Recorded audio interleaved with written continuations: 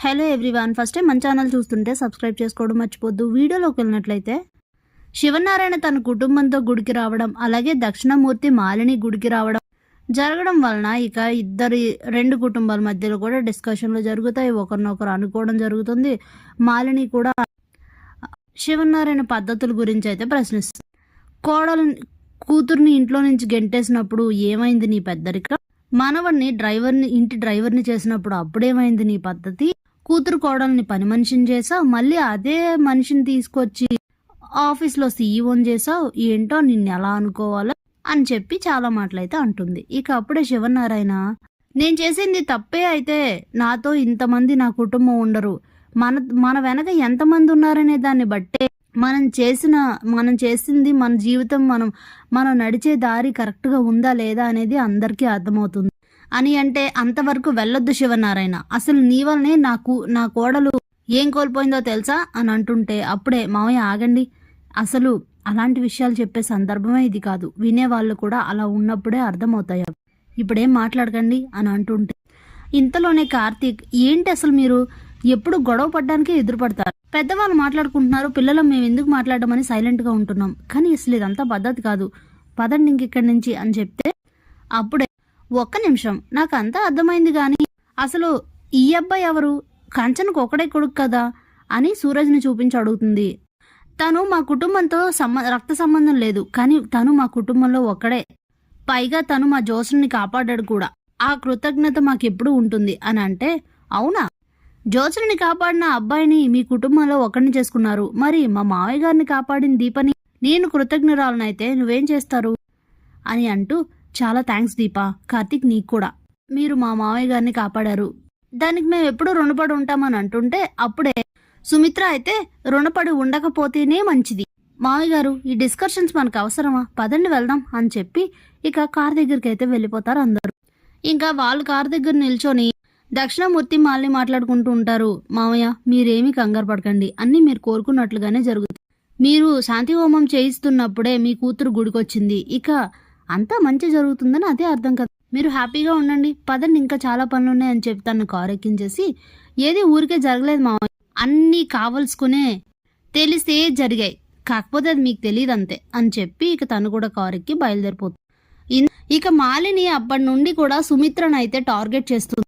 సుమిత్ర ఎక్కడికి వెళ్తే అక్కడికి రావడం, అలానే టెంపుల్కి వెళ్తే టెంపుల్కి రావడం, మాట్లాడడం జరుగుతూ ఉంటుంది.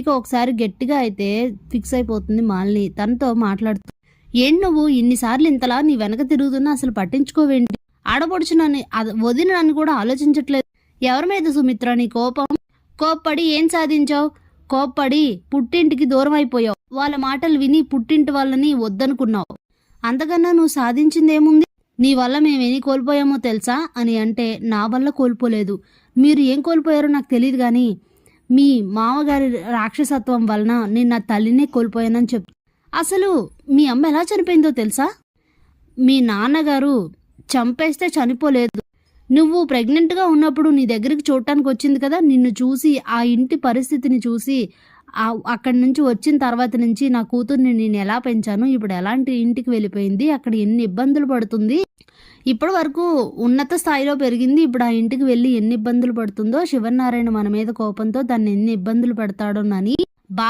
బాధపడి తన ఆరోగ్యం క్షీణించి చనిపోయింది, అంతే తప్ప నువ్వు అనుకుంటున్నట్లుగా మీ నాన్నగారు చంపేస్తే చనిపోలేదు, దాన్నే మీ మావయ్య నీకు మరింత కోపం పెరిగేలా చెయ్యాలని మీ నాన్నే చంపేశాడని అబద్ధం చెప్పాడు. ఏంటి సుమిత్ర, నిన్న అప్పటికైనా నువ్వు ఆలోచించుకోవాలి కదా, మీ మామగారు ఏది చెప్తే అదే నిజమని నువ్వెలా నమ్ముతావు, చిన్నప్పటి నుంచి పెంచిన తల్లిదండ్రులు ఎలాంటి వాళ్ళు, ఏం చేస్తారు ఏం చెయ్యరు, ఎవరు మంచి కోరుకుంటారు ఏంటి అనేది ఒక్కసారి కూడా ఆలోచించకుండా మీ మావయ్య చెప్పింది నిజమే అని నువ్వు అనుకుని అప్పటి నుంచి మాపై కోపం పెంచేసుకున్నావు, నీకు తెలియనివి చాలా జరిగాయి సుమిత్ర, అవన్నీ నీకు మీ మామగారు వేరేలా చెప్పారు, అప్పుడు నా పెళ్ళయ్యేటప్పటికి నువ్వు నాకు ఎంతో సపోర్ట్గా ఉన్నావు, ఇద్దరం మంచి ఫ్రెండ్స్లో ఉండేవాళ్ళం, వాళ్ళిద్దరి గొడవ వలన మనల్ని వేరు చేశారు, నీకు అర్థం కావాల్సిన విషయాలు చాలా ఉన్నాయి అని చెప్తే, నాకేం అర్థం కావాల్సిన అవసరం లేదు, ఇన్నాళ్ళు అయిపోయాక ఇప్పుడు నా పుట్టిల్లేమీ అవసరం లేదు, చేసిన తప్పుల్ని కప్పిపుచ్చుకోవడానికి కొత్త స్టోరీలు చెప్తున్నావా అని అంటే, నేను చెప్పేది నిజం, నువ్వు నమ్మినా నమ్మకపోయినా ఆ దేవుడు సాక్షిగా చెప్తున్నాను, నేను చెప్పింది నిజం. మీ అమ్మ విషయంలో జరిగింది అదే, అది నీకే అర్థం కావాలి అని చెప్తుంది. ఇక ఇంతలోనే మాలినికైతే ఫోన్ వస్తుంది ఇంటి నుండి. చెప్పు అని ఫోన్ మాట్లాడితే మావయ్య గారికి హెల్త్ బాగాలేదు, వెంటనే రమ్మని అయితే ఫోన్ చేస్తారు. ఇప్పుడే వస్తున్నాను అని చెప్పి, సారీ సుమిత్ర, నేను తర్వాత మాట్లాడతాను, మీ నాన్నగారికి హెల్త్ బాగాలేదంట, నేను ఇంటికి వెళ్తున్నాను అని చెప్పేసి హడావుడిగా అక్కడి నుంచి వెళ్ళిపోతుంది. ఇక సుమిత్ర ఇంటికి వచ్చి ఆలోచిస్తూ ఉంటుంది. ఆ విషయం గురించే బాగా ఆలోచించి, నిజమేనా, మా అమ్మ అందుకే చనిపోయిందా? అయినా మా నాన్న అంత దుర్మార్గుడు కాదు కదా, మా అమ్మని చంపుండకపోవచ్చు. అంటే అప్పటికి మా మామగారు ఉన్న ఆవేశానికి కావాలనే వదిన చెప్పినట్టు అలా కావాలనే చెప్పాడా?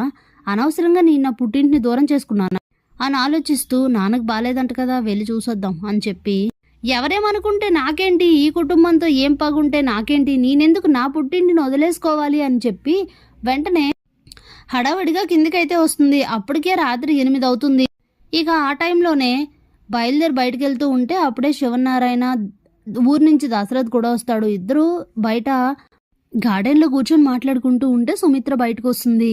ఈ టైంలో ఎక్కడికి వెళ్తున్నావు సుమిత్ర అని అడిగితే, నేను మా నాన్న దగ్గరికి వెళ్తున్నానండి, చూసేసి వస్తాను అని చెప్తుంది. షాక్ అయిపోతారు దశరథ్ అలాగే శివనారాయణ. ఏంటి, నాన్న దగ్గరికి వెళ్ళడం ఏంటి అని అంటే, మా నాన్నకి ఆరోగ్యం బాగాలేదంట, అయినా ఏవేవో మనసులో పెట్టుకొని పుట్టింటిని ఎవరైనా దూరం చేసుకుంటారా, ఇన్నాళ్ళు నేను చేసిన తప్పదే, ఆ తప్పును దిద్దుకోవాలనుకుంటున్నానని చెప్పి బయలుదేరి వెంటనే దక్షిణామూర్తి ఇంటికైతే వస్తుంది. తను రావడం చూసిన మాలిని చాలా హ్యాపీగా ఫీల్ అవుతుంది. అలాగే దక్షిణామూర్తి దగ్గరికి అయితే సుమిత్రను తీసుకెళ్లి చూపించేసరికి చాలా సంతోషిస్తాడు, నా కూతురు నా దగ్గరికి వచ్చింది అనుకొని. Thanks for watching.